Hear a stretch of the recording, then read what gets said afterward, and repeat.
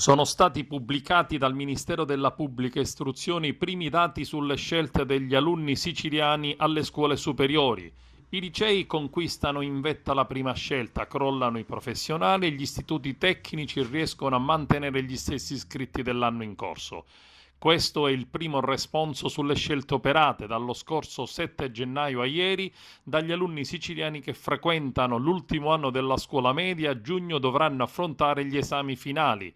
Nonostante si tratti di un dato ancora provvisorio, per la Sicilia si profila un incremento consistente dei licei ed un calo non indifferente dei professionali. Gli istituti professionali sono sicuramente penalizzati da 2 riforme nell'arco dei 10 anni. A determinare la scelta, dichiarano gli esperti, anche lo stato di crisi occupazionale che attanaglia ormai da 2 anni la Sicilia e che spinge un numero sempre maggiore di alunni delle medie verso i licei.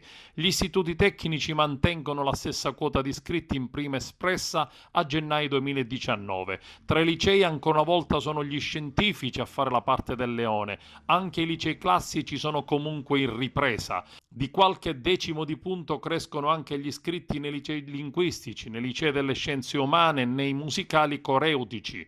Gli unici che fanno registrare un calo di preferenze sono i licei artistici che dal 4% scendono al 3,5%.